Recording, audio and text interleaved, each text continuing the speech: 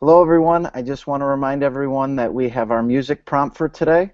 And tweet Vine or tweet a SoundCloud link to the Ed Collab Gathering song. We finish this sentence. I want to tell the world that teaching. All right, this will help write the song at the end. Now, today we have Dr. Roz Linder and Sarah Klein, and their presentation is going to be on better approaches to writing for tests. You can tweet us at hashtag the Ed Collab Gathering space hashtag number 8. Without further ado, let's get started. Hi everybody, it's Rosalinder. I'm excited to present today. We have a pretty full presentation, so we're going to really jump right in. I'm Rosalinder, as I said, and I am a writer and a teacher for about 15 years. And I am presenting with Sarah Klein. Hey everybody, I am a 7th grade ELA teacher, and I've been teaching for about 9 years, and I am really excited about sharing some great ideas with you all. All right, well, we're going to go ahead and get started and kind of walk you guys through what we hope will be some really cool strategies that we uncovered and kind of the process that we went through to figure out how to teach test writing skills to students in a meaningful way.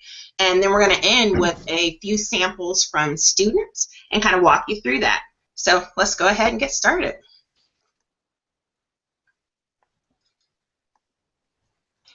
All right, so our topic is better approaches to writing for tests, and we specifically are focusing on constructed responses that are helpful for students and that really can be fun.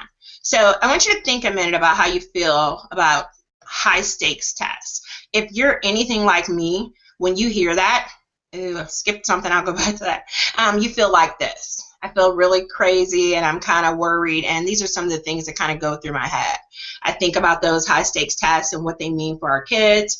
I think about some of these larger issues, and it really kind of gets me in this kind of a tug-of-war. And I say tug-of-war because I think about, as teachers, we have to make a decision sometimes between teaching what we know is helpful and good for our students, and then still meeting our district, school, or local assessment goals. And in some cases, this is a matter of keeping your job or your annual assessment. So it's a really kind of tug-of-war that we don't want to be part of that's really quite damaging. Sarah, we've talked a lot about this, about the undue testing pressure that's associated with high-stakes tests, particularly writing tests. Right, Roz, and I think that analogy of teaching as a tug-of-war very accurate. I know when we first learned that this year the new test in Georgia was going to incorporate writing in all content areas, it was definitely, I looked very much like that picture you just had up, like, oh my gosh, and who's writing this? And, you know, it's a brand new way for our students to connect with the text. They were now having to you know, go to a constructed response, which was new for a lot of my students. They were used to coming from like the 5-paragraph essay sort of, you know, longer writing assignments, and now they were having to, you know, write with clarity and just really be succinct in what they were doing, and so we knew we, you know, had to prepare them for this. And when I hear those things and we think about those things, what I do and trying to move past this tug-of-war, I kind of think about that analogy of making lemons, taking lemons and making lemonade. And so what we did was we said, okay, you know what, as teachers, we have to work under the mandates that exist. And to meet this goal, I decided to collaborate and really work on sharing some ideas with teachers to help the students get ready for this type of writing. So I kind of look at it like we're taking these lemons and we're going to make some writing lemonade. And it was helpful. So I kind of dug in, and it wasn't much fun, I have to say that. But I decided that if we're going to do this, the first thing I have to do is know what the lemons are. So I started researching and digging into some of the larger writing assessments like PARCC and Smarter Balance and a lot of the state created tests to figure out, okay, what are kids required to do? When I examine them, what are the writing tasks? What do they actually want them to do? And as I went through those, I found out that everybody had like their own alphabet soup of names for these writing tasks. Some of the things that I saw are listed on your screen right there.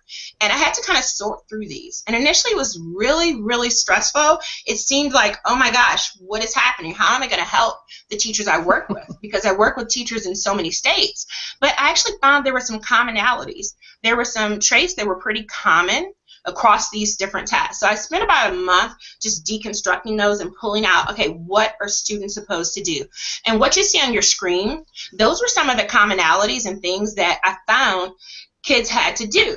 And even though I was really upset about these lemons, I wasn't happy about it, I came to the realization that, hey, kids should be able to do this. Like, these things aren't horrible. You know, when I pulled it away from the test and I really started to think differently and look at the parts, these are good things. These are things I actually want my kids to do. So for me, it was very eye-opening, and I was like, okay, I need to shift my thinking a little bit. So one of the first things I did when I thought about these things, I put them front and center, and that's why I have them there like that. I thought about them, and the first thing that struck me, I said, these are hard. Kids don't do this. How are we going to get them to do this? Then I kind of had an epiphany, and I realized that, you know what? Kids actually do this. They just don't do it at school. So kind of stay with me here. This is a little wacky, but I have two daughters, which get to be my guinea pigs all the time. And at the time when I was thinking about this, I had a student in pre-K, and I had an older student who was in elementary school, and she does school really well. Like, she's been conditioned to get in there and do what you're supposed to do. My youngest one, not so much. She's a little wild one.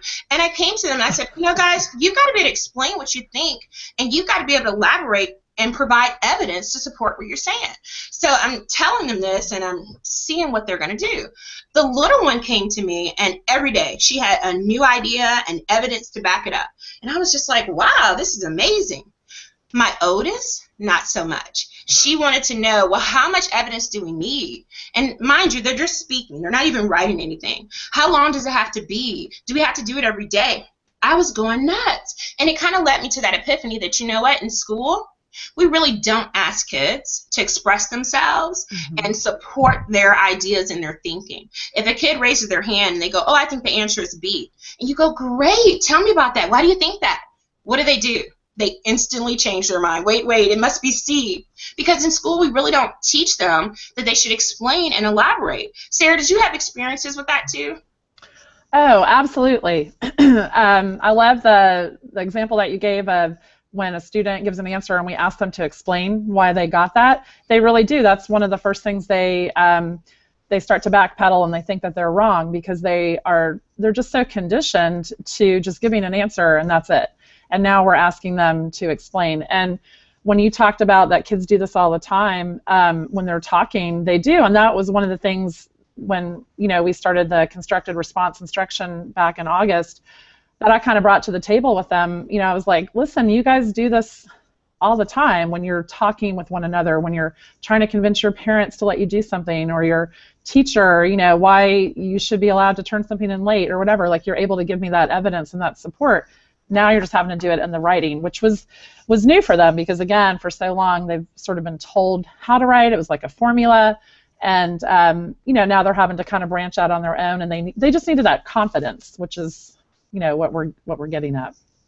Yeah, definitely. One of the things that I did when we were considering these different things, I started to think about how can we teach kids in meaningful ways using what we know actually works. And so I had to kind of reflect on some of the best practices that we know about. So one of the things I did was I started thinking about when I taught younger students. And let me make sure you guys see this up here. Some of the practices that I thought about were based on the things that I did in Writer's Workshop and the things that I did with my elementary students.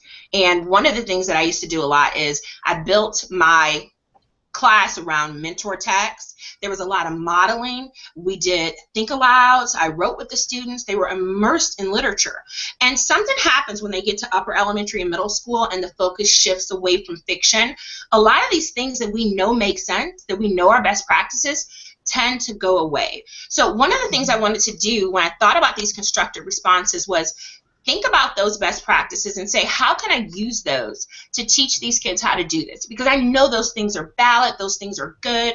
What can I do? And so I kind of got centered around the idea of mentor text. And I kind of stayed there for a while because if you think about mentor text for a while, what mentor text do we have for constructed responses? If I'm going to teach kids to write about narratives, I can totally go grab a great novel from my library in my class and show them, hey, guys, let's look at how people describe. Look at how they use dialogue. But what was I supposed to use for constructed responses? So at first I was really frustrated because we're not asking them to do an essay or anything like that. A constructed response is short. You know, it's basically a paragraph, a big paragraph. That's what they're doing. So they had no models. I had nothing to show them. So that kind of frustrated me. But I thought a little bit about this, and I said, okay, there have to be models that exist. We can't teach kids without mentor text, without real examples, because that's what we know is good. And I started to think about where the real mentors for this kind of writing was. Because even though it's test writing, we know that there's value. We looked at those skills. We know the things that they need to know. How can I get a mentor for them? And so that kind of became the center of what I was thinking about. Do you guys see my screen there when I have that question? Has it shown up? Okay, well, when I thought about real-world mentors, I thought about where do we explain? Where do we argue? Where do you see this type of thing?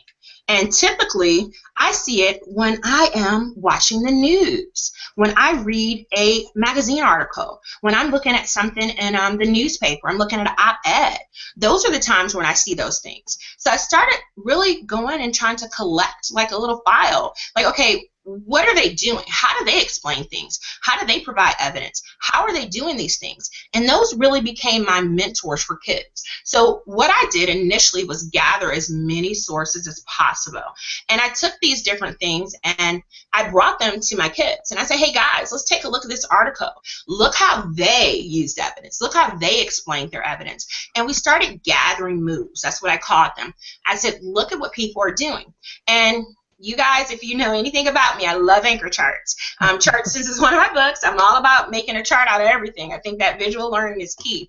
So one of the things I did with the students I worked with, we started making anchor charts. And the anchor charts were kind of like our collection of all the things we noticed. It's a big, you know, it's the cool word now to say textual evidence. But when you're really talking about that, what is textual evidence? What does it look like when someone cites some type of evidence? We started collecting those moves, and we realized there were patterns, there were things that showed up. So we started making these things from the newspaper, from the internet, from online magazines. We started making those our real life mentor texts. So I'm going to show you guys a picture of some of the charts that we created, and you can kind of get a sense of how specific we were and the kind of things that we found. So let me get that up for you guys, and let's take a look.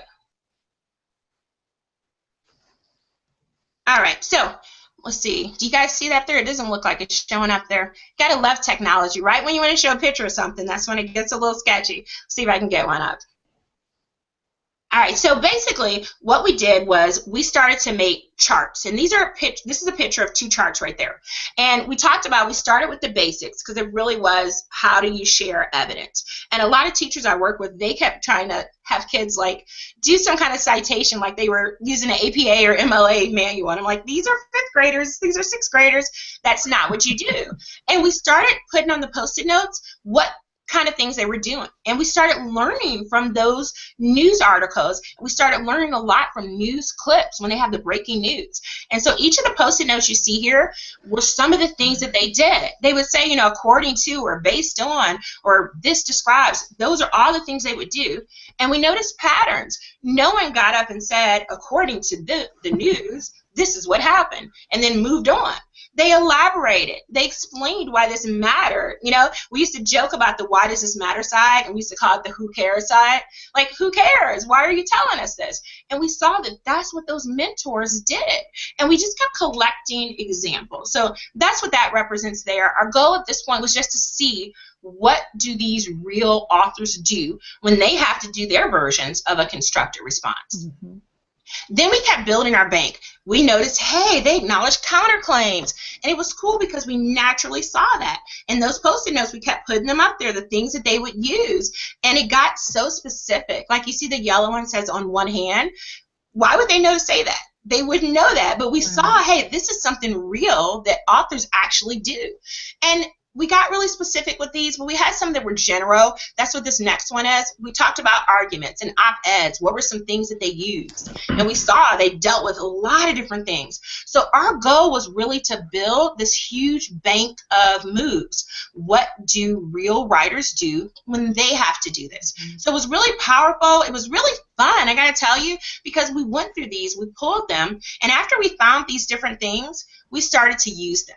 And I have to say, we didn't use them in a way where it was like, great, let me prove that I have a rigorous classroom and give you this big giant piece of text, and I'd like you to prove something about it or explain it to me. We didn't do any of that with them. We started pulling things that were cool and fun that they liked. We talked about subjects they cared about. I mean, we really brought it down to their level and let them explore and try these skills out. Since we had this great collection, we wanted them to really try it out.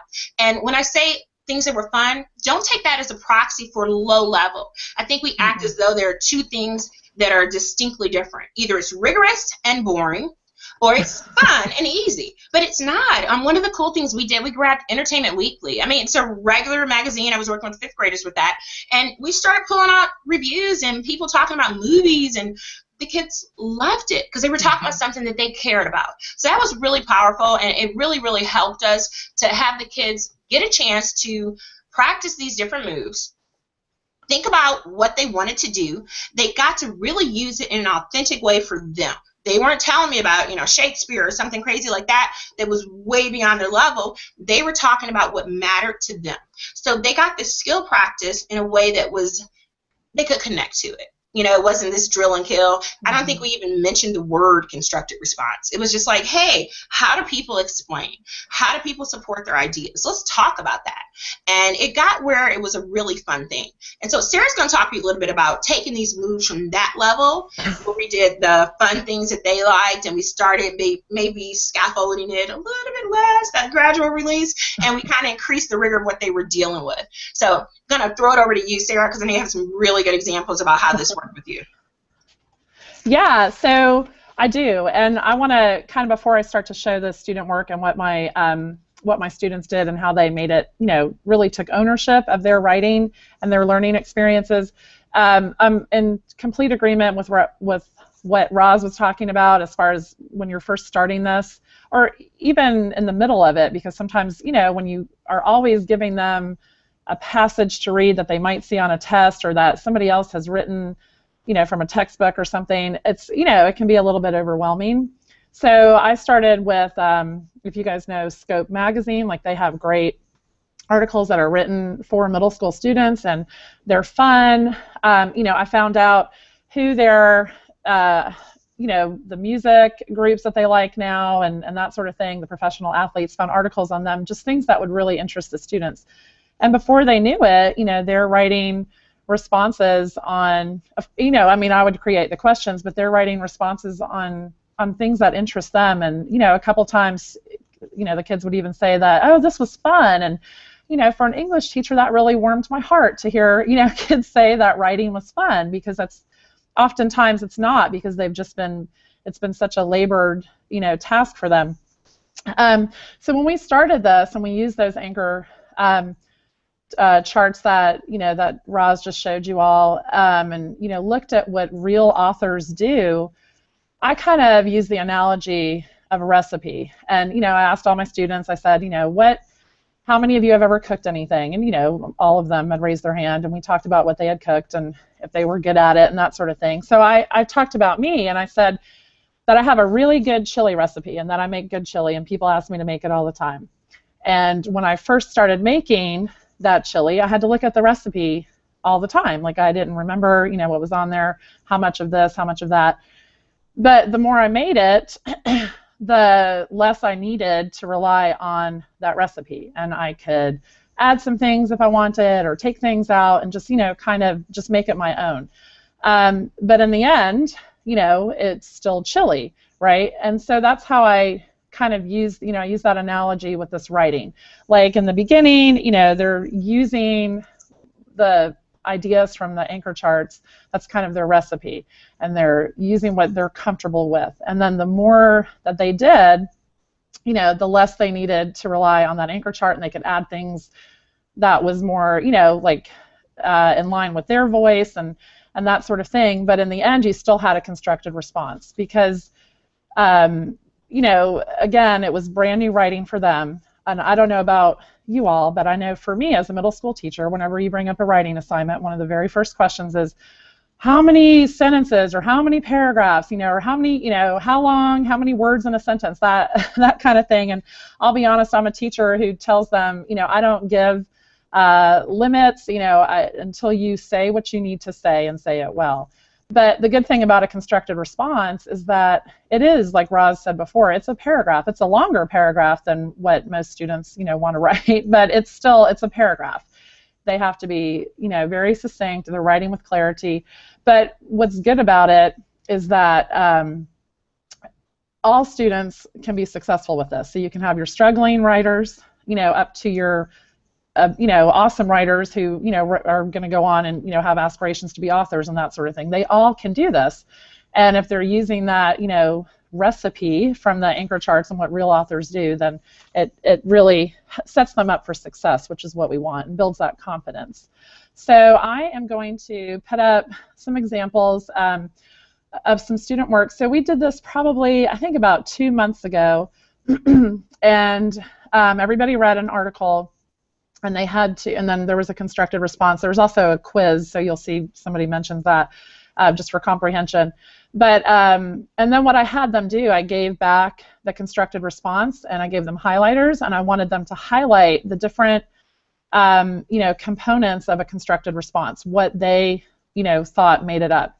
And so let me put one up here. Hey, Sarah, while you're doing that, I wanted to just jump in there. You said what you're showing is from like 2 months ago. Yeah, about like probably 6-7 weeks ago. I want to point this out. Sarah, I want you to see how this process is of not drilling them for test prep. From the beginning of the year in August, Sarah was teaching them these skills, and they didn't really even realize that's what they were doing. They'd already had a lot of that experience. So this is now she's ready to, you know, label it test prep and give them time to practice it. So I think that's important to look at. This is not the starting point. Right, yeah, thanks. Exactly. It's not. I mean, when you know, see what I probably should have pulled something from what they did in August to now, but I didn't. So anyway, if you look at this, you'll see, does everybody see it? Yep. Okay.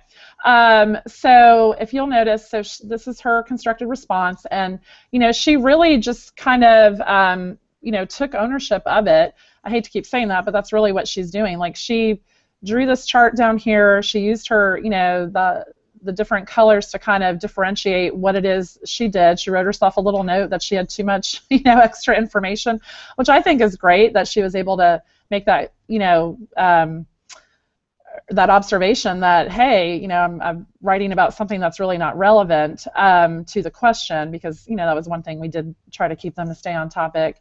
So yeah, so she's got this little chart, and let's look at some others. Okay, so this one right here, again, she's using, you know, she's borrowing, you know, from the anchor text and what the real authors use, right? Like, she's looking at, okay, this is where I restated what the question was, here's my evidence. And for a lot of my students, like, what was really challenging for them was providing support for that evidence. Like, they had to put in their own words, why does this matter? Why is this? And even though we looked at so many samples, like, it was great to see the progress over the year, because a lot of times at the beginning, that support would just look like, this is, you know, this goes to show that, you know, kids don't want to eat with other people in the cafeteria other than their friends, or whatever the article might have been about. And it doesn't really, you know, like, give like true support. So they were great and coming up with that. This is. Hey, Sarah, can you go back to that one again? Yeah.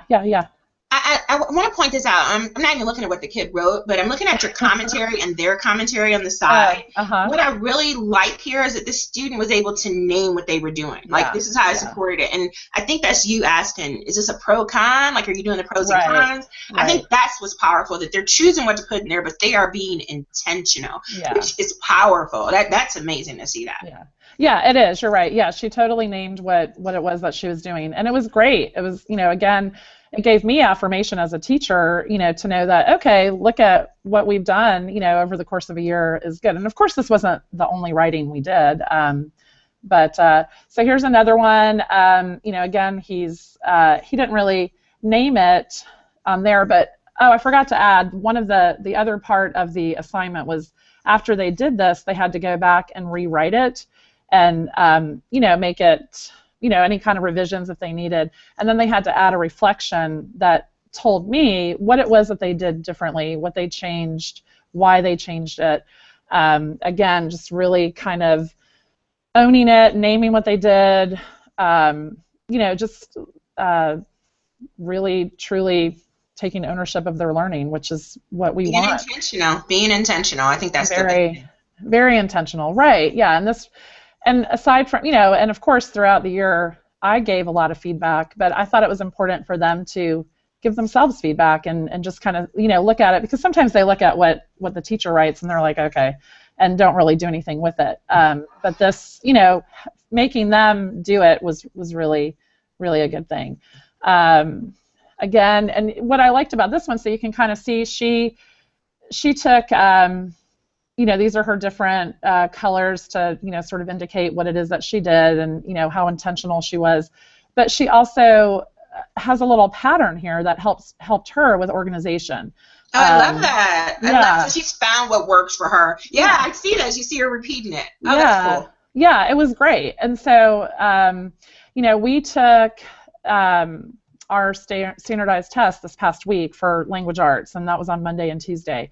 And I can tell you that, as I walked around, it was really refreshing just to see, like, they were so confident. They did not, and even talking to them afterwards, like, how did you feel about it? I didn't really have any student tell me, even those that struggled all year or hardly wrote anything, like, throughout the year, they were, I should probably stop screen sharing. They were like, oh my gosh, I did such a great job, and like, you could see that they did pre-writing, and they, just all that. They really felt confident, and that was the biggest thing. This was a brand new test, and I'm not a teacher who talks about the test all year, because I don't. There's so many other important things to talk about in the classroom. But at the same time, the test is what, it determines a lot of things about these students. And so you do want them to feel comfortable. You want them to feel confident that they know what they're doing. And I felt like they did a great job and really felt it. Sarah, I have to put you on the spot here. Probably should have mentioned this earlier, but I just thought about something. And we talk about kids internalizing skills, and I'm not embarrassed to share this, but I was thinking about, you showed me a picture of the kid who wrote you a note in a constructive response format, and I'm bringing that up because they got it. They understood, hey, how do I do this? How do I explain myself? How do I support my ideas? To the point that Sarah got all kind of notes trying to convince her of things or professing their love for her. I know. Like, here's a constructive response on this. So we thought that was really cool that they internalized that. You want to talk about that or not? Sure. Oh, no, I will. That was great. Yeah, I'll have to tell the student that he was mentioned. I won't name him, of course, but it was great. So this, we as teachers, right? Everybody, you have some kid that's going to have a crush on you at some point in your career, and he does. And but he wrote me. It was right before Christmas break, I think, and we were going to be gone for a couple of weeks. And he wrote me a note about how much he was going to miss me and why I was his favorite teacher and why he loved me. But it was in the constructed response format that we had been working on, and it was just the most precious. I have it hanging on the board. It was so sweet. But of course, I had to share it with Roz because that's her thing. But yeah, it was great. But and then a couple of other students wanted to follow suit, and so they were writing me notes about why I should bump up their grade or whatever. But it was all in that format, and I was like, this is awesome. I think that's really cool because think about what they're doing. They have something that's authentic to them, whether it's love or more free time. But based on those mentor moves and examples, they learned, Yeah. hey, I know how you can convince someone, or I know Right. how you can explain this to someone. So we just felt that was cool, and that was Christmas time. We Yeah, still that aren't was even close Christmas. to the test. Yeah, They just are right. learning that I can do this. These are skills that I can do, and I've Yeah. seen what real writers do when they are trying to do what I'm trying to do. So Yeah. that's really cool. Really cool. Yeah, it was. It was great. It was great. Well, I'm going to talk a little bit about our process just because we don't have much time. I'm going to put up a slide about approaching test writing and just talk a little bit about that. Make sure it's showing up here. Okay, Yeah, so you're good. pretty much let's talk about these bullets a little bit here. These are important, and we only have a limited amount of time, so we can't go in great detail, but I want to just still put them here. One of the things that we kind of glossed over is that we didn't just introduce the moves. We wrote using those moves. We were like, wow, look how they did this. There was so much chart paper and writing, and I mean, we really were like, look how I did this. Isn't this cool? And we gave the kids multiple examples. And the second bullet was really important. When they realized, oh, this is what newscasters do, like it became a real thing. It wasn't just, oh, this is just what I think is cool. But they got to see those things, and they became detectives too. They were kind of looking like, oh, look at this. I noticed this. And it was really cool. The third bullet is really exciting for me, I think just because I like making up wacky names. But we named everything that we saw. If an author did something or a writer did something, we were like, oh, look how he did that. And we would give it a name. The kids loved that because they could wrap their brains around that, and they could say, you know, I'm going to use that in my writing when I do mine. So it was really cool that they could name those things. And then the fourth bullet, which I hope will grow this more, show kids lots of possibilities. You can't tell them, hey, you should elaborate by explaining or giving an example. That means nothing to a student. They need to have this bank of ideas of real things that people actually do. And then the last thing, which we already talked about a little bit, let students practice the skills with things that matter. I can't tell you how many times I've worked in a class and I had to write about a singer or a rapper. That's fine. Whatever matters to them. We want them to practice it and use it with things that they care about. And then finally, after all this, now we can go to the thing that people put front and center usually.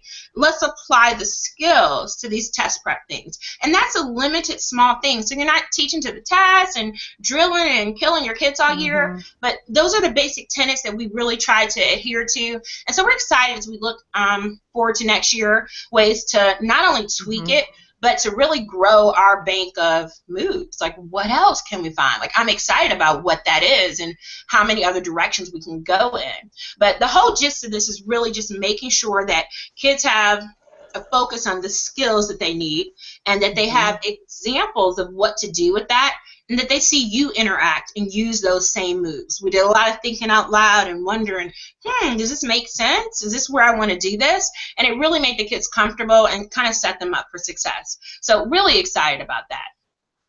Sarah, anything else you're thinking?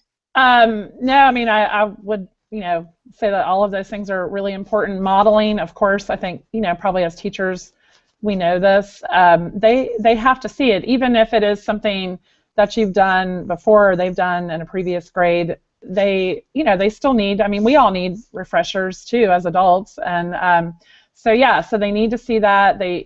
And I think it's great, like, if you even, if you make a mistake, and because I did that on one of the things I was trying to show my textual evidence, and they were like, Miss Klein, that's not, and I said, oh my gosh, you're right, kind of own it and say, look, here I went off, topic as well, and just let them know that that's okay, because they need to see that from their teachers, and I think that's and really, the really possibilities.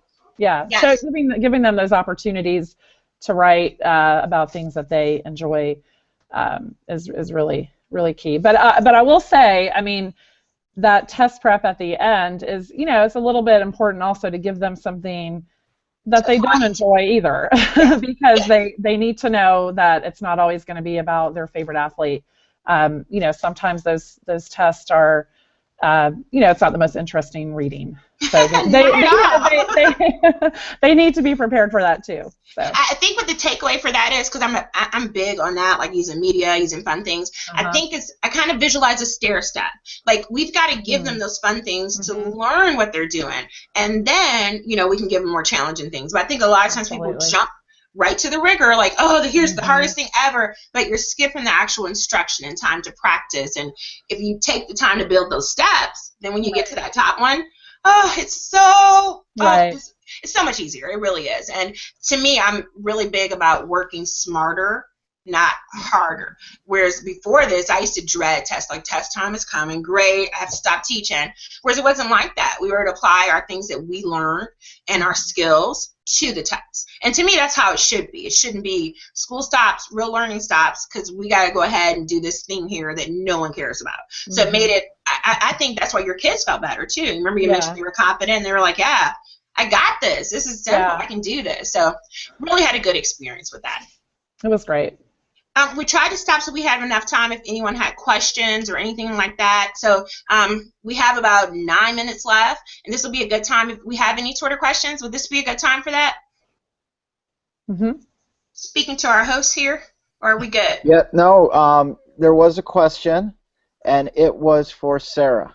All right. All right. And the question was about building the literacy piece throughout the whole year. You start in August, in the beginning of the year, and they wanted to kind of know, like, how do you build, like, how do you scaffold? That's okay. That's a great question. So yeah, I started. Kind of probably towards the end of this. We began in Georgia the beginning of August. So probably once you get a little bit comfortable with the students, mid-August I started, and mainly doing that modeling, kind of having like fun PowerPoint, reading things for them to see, or even like what am I trying to say? Clips from like videos and stuff. Yeah, video clips that they could kind of relate to. And then the way that we went about, so then they would kind of practice. I would give feedback, and honestly, I think the biggest way that I scaffolded was giving it to them. That what I showed you on those student samples, that wasn't the first time that I had asked them to highlight and look at what is it, what do you have in here that works. So that was just the most, probably the most recent one. But yeah, having them kind of just look at their own piece. One time I switched it up where they got somebody else's, and they had to like peer edit, and that was good because sometimes they don't like what their classmates pick out. They're like, but then they realize, okay, well, I guess my classmate was right because I didn't have this or something, or this doesn't make sense, or didn't go with it, or whatever. So yeah, I would say that was the way that I scaffolded. If that's, I hope that helps you, but just kind of giving it back to them, not always me being the one that graded it. And then I would grade it after they would revise or something like that, or after they did that. But not everything was a grade either. I mean, sometimes it was just practice. Just feedback. Yeah, it was just feedback. And we did it, pretty regularly. So about once a week at the beginning, and then, tapered off a little bit. So usually on Fridays, they knew Friday was constructed response day. So I hope that helped. And we have one more question. How do you stay positive when stress builds? Is that to me or to Roz? I think it's just in general. We talk about that a lot. Let me say that. We spend a lot of time talking about that, being positive under stress. Sarah, I got to say, this is your area entirely in terms of your research. Sarah didn't say much about it. She's very humble, but she's a doctoral student, and she's actually doing her dissertation work on just teaching morale and how hard it is to stay positive with the stress of things like this. And I have to tell you, going into this process, that was my hope. Like, how can I make this not another stressor? So I don't think we have the answer. I think we understand how it feels, but it definitely is something that I think all teachers struggle with. Completely agree with that. I think you just have to, and I'm not sure if what was the question again, just how do you stay positive? As stress builds. And when stress builds. Yeah, I mean, just making it fun with the kids, and sometimes, honestly, just talking about something that has nothing to do with the test or school. You know, like just kind of, you know, getting the kids to just share their own thoughts, and then they kind of, and you know, for a few minutes, not the whole class period, obviously, and then and then going back to, you know, what you had planned for that day. But you know, I'm a big believer in building my kids up and just always saying, you know, having a positive word. And even on some of those assignments that where there really wasn't, you know, anything much to be highlighted, you know, still trying to find something, you know, something positive good there, so that they weren't giving up. Yeah. So hope that helped. And I'm a teacher as well, and what about the teachers that think, like, from the beginning of school until the test, they feel that the test they should be preparing them for the test, and it should be test prep all year, day one. well, What advice, or what would you say to them? Well, you are preparing them from day one. You really are. But it's just the way you go about it and expose them to it. Like if you're constantly saying, oh, we're doing a test prep today, or, you know, like we're going to get on this website to get you ready for the test, that kind of, like, to me, I think they're so kind of done with it when it becomes the end of the year and they have to take that test. Whereas, that's the goal. You're addressing those standards and you're preparing them all year long. You're just not, you're doing it in a way where they don't even realize it's test prep. I don't know. I want to jump in here. One of the things, because I work with a lot of schools, and I see those teachers a lot.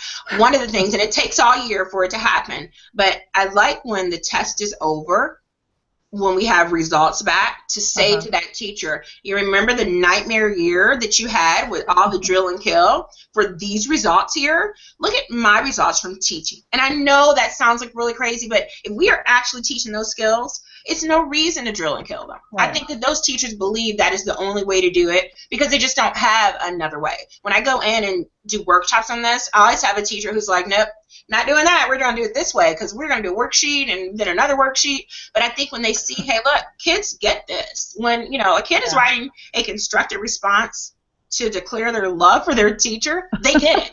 That kid with that worksheet, they have no idea what's going on. Right. They're just doing it because you told them to do it. They're not taking anything away. So with those teachers, I kind of got to prove to them that, hey, what you're thinking about, what you believe, just maybe it's time for a paradigm shift. Right. Good point. And that's fantastic. I just wanted to show some tweets that went out. Okay. One was great ideas for preparing students for writing for tests. I thought that was great. Thank you, A. Reagan. Great ideas. Another one, you know, yet again, great ideas for writing. Gather mentor texts, look at what others do. Anchor charts for visual learners. So, I mean, I think that you really struck a chord with the audience. And then my tweet, because I really enjoyed this, was don't mistake fun for easy and hard and boring for rigorous. I thought that was a great comment. And is there anything that, like, last comments that you would like to say to the audience? Oh, you're muted. I don't have any last comments, but I think that people, I guess I do now. I think that teachers need to look at really analyzing skills that we're teaching kids. That's what this process taught me. Like, don't focus on those lemons. You know what those lemons are, but really look at what skills are associated with that. I think then we can kind of disconnect from test prep and just focus on making sure we include those skills into our instruction. So that's kind of my takeaway for that. Yeah. Yeah, I agree. Just, you know, have fun with your students, make writing fun and everything else that you're doing in your classroom. And, happy writing. Thank you guys so much. Thank you. Thank you so much. Thank you very much. Now, we do have another session. There's two different sessions that you can attend, so we hope that you attend those two other sessions. Thank you very much, Roz. Thank you very much, Sarah. Thank you, guys. Have a great day, everyone. Bye. Bye.